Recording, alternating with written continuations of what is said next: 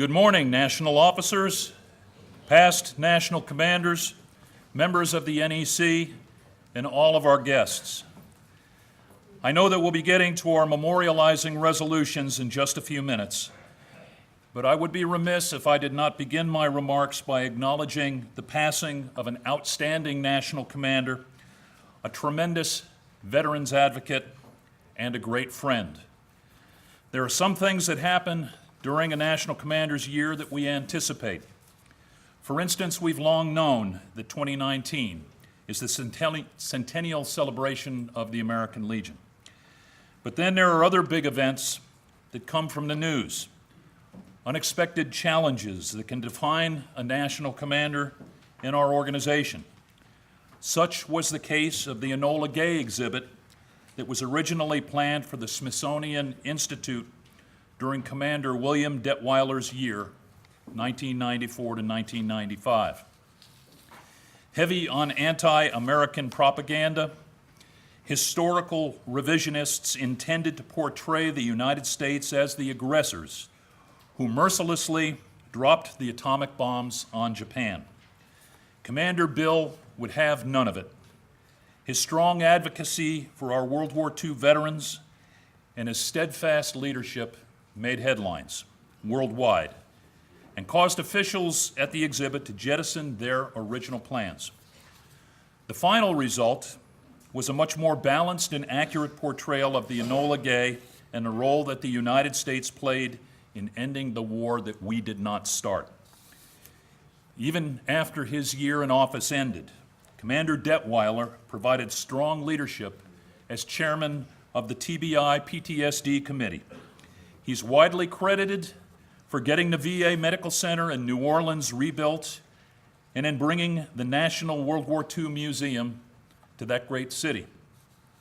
I look forward to hearing the other tributes to past National Commander Bill Detweiler, and I shall forever be grateful to the advice and mentorship that he's provided me in the past. In a couple of weeks, I'll lead a delegation to the Department of France. My visit to Paris will have even greater significance than I anticipated. 100 years ago, our wartime ally and longtime friend of our republic provided a birthplace, a light, if you will, in the City of Lights. The light which shines brightly in this room right now was the American Legion. The City of Lights, however, is hurting. The flames that engulfed the Notre Dame Cathedral did more than damage a church. The fire wounded a country. It shocked the world. It broke the hearts of millions. I have expressed my condolences to the people of France on behalf of the American Legion family. National Commander visits to France are always a combination of triumph and sorrow.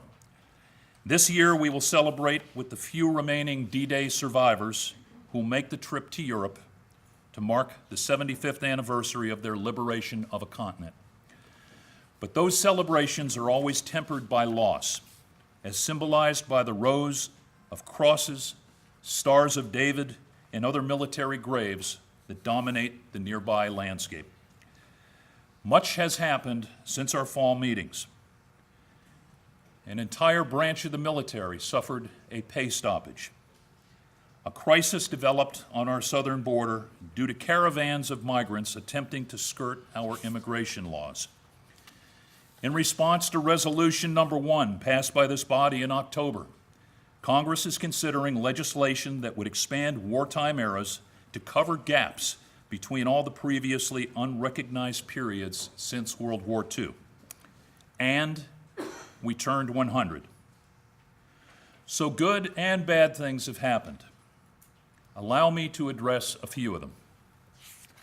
Congress still has not passed the Pay Our Coast Guard Act.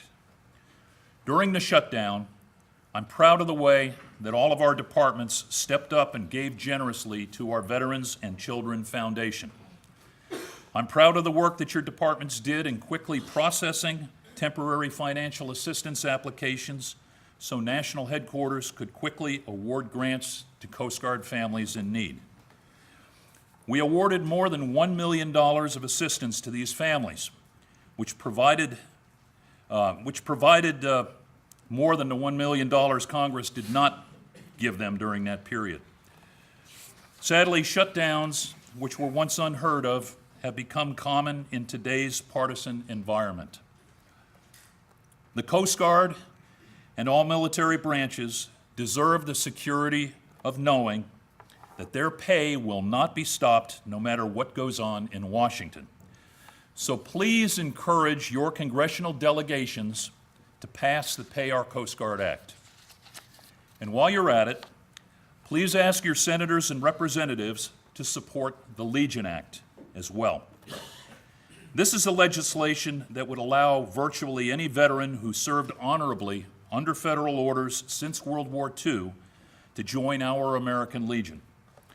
They also risked their lives and limbs for our nation and deserve the opportunity to be called Legionnaires. The bipartisan bill is Senate Bill 504, and its chief sponsors are Senator Kyrsten Sinema of Arizona and Senator Tom Tillis of North Carolina. In the House, it's House Resolution 1641. Congressman Lou Correa of California and Ben Cline of Virginia are the primary House sponsors. Although the Legion Act would open eligibility to hundreds of thousands of additional veterans, it's not the solution to solving our membership deficits. In the past, you've heard me stress the importance of renewal and engagement with members who left our organization several years ago. I truly believe, and I know it to be true, that those practicing buddy checks will see positive results. The Department of New Hampshire membership chairman told us that he is encouraging posts to contact at least 10% of their members each month. Over the course of a year, that's 120%. I like the sound of that. Today, I'd like to reinforce the need for us to be totally inclusive. Veterans of every demographic need to feel welcome in our American Legion family. It goes without saying that men and women who meet our eligibility requirements need to be welcomed regardless of their ethnicity, religion, or orientation. But are we truly welcoming them? Do they have equal opportunities to advance at the post, district, department, and national levels? I'm not advocating for a quota system, but we should at least strive to match the same percentages that are seen in the United States military. In the military, you're seeing more women and minorities than ever before advance to senior NCO, field grade, and flag officer positions. We must also root out ageism. Age discrimination runs two ways. We all love to see new young members, but that never excuses pushing out the experienced, loyal members who have served their country and their American Legion for many years. So you have on one hand the energy of youth, and on the other hand, the wisdom of experience. It should never be a binary choice, but rather an unbeatable combination. We will always have the common bond of military service, and we need to ensure that the bond continues in service to the American Legion. When you hear terms such as PTSD, suicide, and sacrifice, what is the first group that you think about? For most of you, it's probably veterans. Part of the reason that people so quickly associate these terms with veterans is because of the success that the American Legion has had in bringing it to the nation's attention. But there's another group of people that are hugely impacted by these issues as well. I'm speaking of law enforcement. I include the Border Patrol and all first responders in this group. Just like our military members, they risk their lives for us every day that they wear their uniforms. In 2018, more law enforcement officers died by suicide than in the line of duty. The similarities between the life of a police officer and that of a service member are uncanny. Our American Legion founders valued law enforcement so highly that they made maintain law and order the second principle in our preamble. You will also find a much higher percentage of military veterans that are Legion eligible in law enforcement than almost any other occupation. I'm extremely impressed with posts that support first responders through volunteerism, financial assistance, recognition, and the Youth Law Cadet Program. We should see more of it. Not just because I think it'll help attract new American Legion members, but because I think that it's the right thing to do.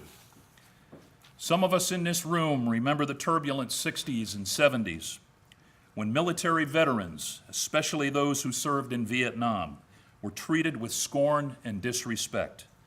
While the American public seems to have learned some lessons from that era, I'm afraid we're still seeing too much of that aimed at law enforcement today. Nobody is here to justify bad behavior any more than we would justify a war crime. But we're here to defend the 99% of law enforcement officers who do their jobs honorably and professionally. I know that we're going to have some great ideas and resolutions over the next 2 days, and I can't wait to get started and continue that energy through to our national convention here in Indianapolis. But for now, let's hear it one more time. We are Team 100. Thank you, and let's have a great meeting.